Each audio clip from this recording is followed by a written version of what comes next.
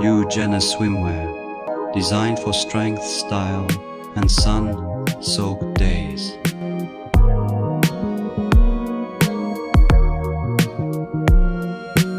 Discover the ultimate swimwear collection that embraces your unique beauty.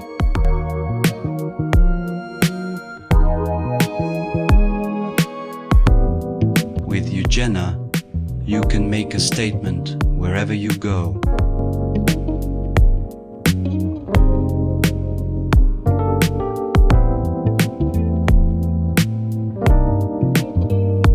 Jenna Swimwear, that's more than just a suit. It's a statement of self-expression. Welcome to Madison Square Garden, fans. We have arrived at the historic first Wrestlemania on March 31st, 1985, with a record-breaking crowd of 19,120, one in attendance.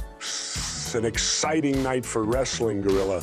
But I couldn't help but notice something peculiar. What's that, Jess?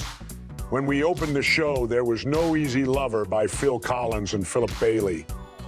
Instead, they played a different piece of music. That's interesting. I wonder why they made that change. And get this, Gorilla. Hogan came out to Real American. But that wasn't his theme song yet. It belonged to the U.S. Express. Indeed, Hogan used to come out to Eye of the Tiger. But I believe this change highlights the growing importance of music in professional wrestling. Absolutely. Hogan's appearance in Rocky III gave him a wider audience, and Vince McMahon realized that controlling the music meant controlling the character's image. Yes, Jess.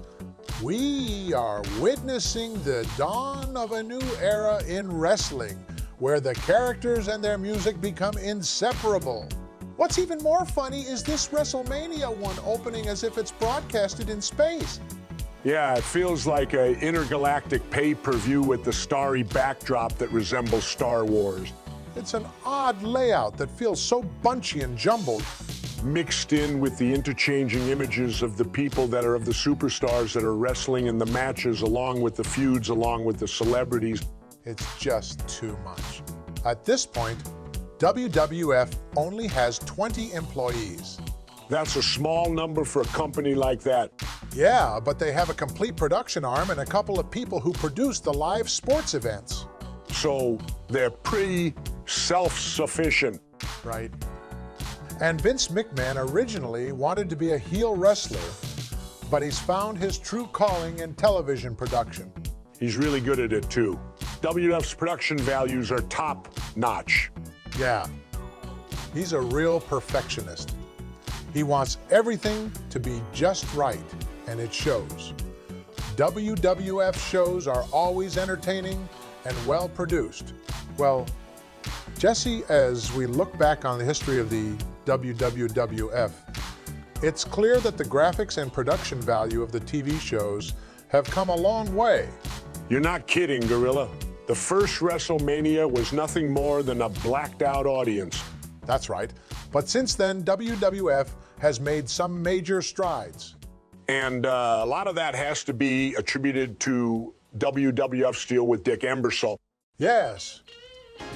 Ebersol was the boss at NBC at the time, and he was also a good friend of Vince McMahon. And that friendship helped green light Saturday night's main event, which was a huge turning point for WWF. It gave the company a national audience, and it helped WWF to become the global phenomenon that it is today. So we've come a long way, Gorilla. We certainly have, Jesse. And the future looks even brighter for WWF. It's amazing how different WrestleMania 1 and WrestleMania 2 look. Yeah, WrestleMania 1 looks like some kind of off-label thing. You literally can't see anybody from most of the shots. The floor is mostly concrete and nothing is bright or well mic'd up. It's like a completely different world from WrestleMania 2. That's when Dick Ebersol took over production and made a bunch of changes to the visuals. Yeah, I totally transformed the product. It's like night and day. Remember, Dick Ebersol was also involved in the production of WrestleMania 2. He knew how to put on a show and make it look amazing. And it really paid off. WrestleMania 2 was a huge success. The crowd is erupting here, Jess. The energy is absolutely electric as Howard Finkel kicks off WrestleMania. The crowd response is deafening, and I can't help but feel the anticipation in the air. It's amazing, Gorilla. The fans are so pumped for this event. And now, they're welcoming Mean Gene Okerlund to the ring. Yes, indeed. Mean Gene is going to be singing the Star Spangled Banner. I'm not sure what to expect, but I'm sure it's going to be memorable. I don't know about you, Gorilla, but I think Gene has one of the most unique renditions of the national anthem I've ever heard. Oh, yes. It's certainly not the most traditional interpretation, but it's got a certain charm to it. Still, I can't help but think of Rockin' Robin's infamous performance at WrestleMania 5. Oh, that was a disaster. I don't think Gene's rendition will be quite as bad as that. Well, let's hope not. But either way, it's sure to be a moment that we'll never forget. Jen Okerlund certainly brings in the crowd, probably because he forgot the words. Welcome to the grandest stage of them all, Madison Square Garden. And now let's meet the legendary announce team. First up, the enigmatic Jesse Ventura, known for his signature quotes and colorful commentary. And joining me, the unforgettable Gorilla Monsoon, whose booming voice reverberated through the arena. And now, from the rafters, the incomparable Howard Finkel, his microphone descending from the ceiling.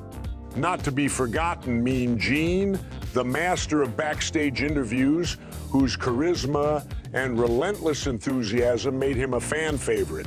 And finally, the esteemed Lord Alfred Hayes, whose nervous demeanor and hilarious mishaps provided an unforgettable spectacle. I mean, the guy can't get a word out cleanly to save his life. It's like he's having a stroke on live television. Yet you've got the sense that all of these announcers are incredibly on edge. They're horrified as the pressure is on to make this big night happen. True. We all remember Lord Alfred Hayes as a charming and delightful announcer, promo, and interview guy. But boy, this night, he was stiff as a board. It's like this is one night where he is totally psyched out and does not want to be on camera. Goodness gracious me. He's just seen wearing this completely grotesque white tuxedo. It looks like something out of a bad dream. We have a packed card tonight, with some of the biggest names in wrestling competing for the most prestigious prize in the business. But before we get to that, we want to introduce you to one of the most nauseatingly blatant, awful routines of WrestleMania. What are you talking about? I'm talking about Lord Alfred Hayes. He's supposedly in the quote-unquote locker room, but on the floor you can see the ring right behind him over his shoulder with the wrestlers walking right by him. I see it. That's weird. It's even weirder that you can notice Alfred's eyes always dart over to something off camera, which is the wrestler coming at him. You're right. That's very strange. I don't know what he's trying to do, but it's definitely not working. I agree. It's a distraction from the match. I couldn't have said it better myself. Oh boy, here we go again. What's that, Gorilla? This repetitive post-match interview segment. It's the same thing after every match, except for a few exceptions where Mean Gene does more in-depth interviews. I agree. It's getting a bit nauseating.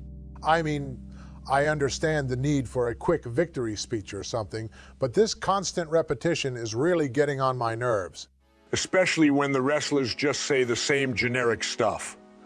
I'm so happy to win. I want to thank my fans. I'm going for the championship. It's all so predictable. I'm into that, Jess.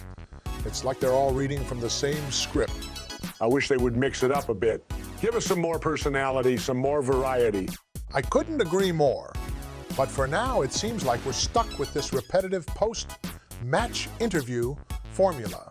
Let's just hope it doesn't drive us completely insane. The show begins with Gene Okerlund in the locker room with Tito Santana, El Matador. Tito says he respects every man he's gone up against and says the Executioner is going to find out about the big leagues real soon. Then out of some twisted, bizarre, archaic video editing, the Executioner comes in. They try to make it look like they went to a different locker room at a different time. But yet when they come back, it's the same locker room. The camera's just panned over to the left. Now, Gene Okerlund is talking with the Executioner. The Executioner, real name Buddy Rose, was a nobody in the WWF. Santana was furious that he was being thrown away in a meaningless match. But Vince McMahon told him that he needed someone to ignite the crowd and kick off WrestleMania with a bang. Hey Jess, did you hear about Playboy Buddy Rose's interview on the PDWB podcast? Yeah, I did. He mentioned how he was disappointed about being the opening match instead of continuing his angle with Valentine. Welcome back to the squared circle, Santana. After a brief hiatus due to an unfortunate injury sustained at the hands of the formidable WWF Intercontinental Champion, Greg Valentine, Tito Santana returns to action. Indeed, Gorilla. Santana may have been sidelined for a while, but his rivalry with Valentine remains as intense as ever. However, with Valentine preoccupied with other matters, Santana has set his sights on another target to remind the wrestling world of his presence. That target is none other than the enigmatic Buddy Rose. Rose will don a mask once again to challenge Santana in a thrilling encounter. This serves as a clear message to Valentine, I'm back, and I'm coming for you. Santana has demonstrated tremendous resilience in overcoming his injury. His determination to reignite his feud with Valentine is evident in his choice of opponent tonight. By facing Rose, Santana hopes to send a resounding statement that he is not to be forgotten. One thing I noticed about all of these wrestlers on the card tonight is even though we have these two guys who hate each other and are going to fight each other, are only 5 feet apart. And you know what they do. They drop that whole pretense later in the broadcast. And then they bring it back? Later in those interviews, Gene interviews the face, and then the heel just walks in from the left side of the room, and you're like, wait a minute. His opponent was standing there watching the good guy rip him down in the interview, and yet the babyface has the patience to wait his turn? Now, Playboy Buddy Rose was one out of 1 million people. But a substantial stable of wrestlers that Vince McMahon brought in after raiding Vern Gagne's WA. From Hulk Hogan on down to Bobby Heenan. Iron Sheik as well came out of Minneapolis, formed the AWA, including myself. You see, Vince had a meeting with Vern Gagne. He sat down and talked about acquiring the AWA. What Vern didn't realize was that Vince McMahon was only there to extract information about Vern's share of his stake in Sam Muchnick's St. Louis Wrestling. And what was his plan with that information? To figure out how to undercut Muchnick on the St. Louis affiliate that played his wrestling show for decades of Wrestling at the Chase. Did you hear about what Vince Jr. is doing? No, what's up? He's been offering affiliates more money and promising them 10 times the production value if they play the tape of a WF show. Wow, that's a lot of money. It's easy for him to do it. He's got more money than God. But why would he do that? It's simple. It looks better than his competition. That's why a lot of promoters are so alienated by his actions. they can't go near him. I can understand why. Vince is destroying the wrestling business. He's tearing down the walls that allowed it to thrive. And he's taking away the freedom of promoters to make money in their own territories. Exactly. It's a shame. The wrestling business is going to be ruined if this keeps up. When you look at how much Vince had riding on Wrestlemania 1. Yeah, it was a huge gamble. Vince Jr. already had a pre-written letter laying out how the WWF was going to go into bankruptcy. That's crazy. Because tickets for these closed-circuit screenings of WrestleMania, one, were not moving in anywhere near the pace to cover the deposits that they put in with some 200 to 300 theaters and arenas across the country. I can't believe they were so close to failure. And not everybody all at once was going out to buy these tickets, which were priced as high as $100 in 1984. That's a lot of money for a wrestling show. It was a big risk. It paid off in the end. So, Jess, why was Wrestlemania 1 such a big deal? Well, when Vince McMahon brought in George Scott from Georgia Championship Wrestling as his booker, he brought with him a bunch of young wrestlers from that territory, like Roddy Piper, Ricky Steamboat, and Greg Valentine. And then, when the WWF expanded into Buffalo, Cincinnati, and Toronto, that's where the Frank Tunney connection came in. Because George Scott had all these relationships with wrestlers and promoters. And finally, when Vince raided the AWA, all those guys came over, which helped George Scott book a great Wrestlemania 1. So why the change from Playboy Buddy Rose to the Executioner? That's a good question. I've heard rumors, but I'd like to hear it from the source. Well, I heard it straight from the horse's mouth. Buddy Rose himself told me the story. Do tell. You see, when George Scott was the booker, he wanted Buddy Rose on the card, but he didn't want him as Playboy Buddy Rose. He had bigger plans for him and Steamboat. I see. So, Scott told Buddy, we're gonna repackage you. We're gonna make you the Executioner. And Buddy agreed? He didn't have much choice. Scott was the boss. Besides, Buddy knew it was a chance for a bigger spotlight. So they slap on this awkward Kato mask on him of all masks, and he goes into this awkward promo about going after Santana's leg. Now is he hungry about winning the match or salivating over Thanksgiving turkey? I don't know, but I'm more interested in where Buddy Rose got that suit from. He says he wore a black suit to Colonel De Beers, who later wrestles for the AW, but was wrestling in Portland earlier, as a convict had given it to him. Then, to hide the identity of his boots, he used electrical tape to cover up the word Playboy. That's hilarious. He must have hated wearing that mask. Oh, he did. He said it was the first and only time he had to wear it, and he was thankful to just getting a chance to be on the card. Well, at least he made the most of it. Yeah, he certainly did. Colossal Tussle. That's a ridiculous name. I agree, Gorilla. It sounds like a bad joke.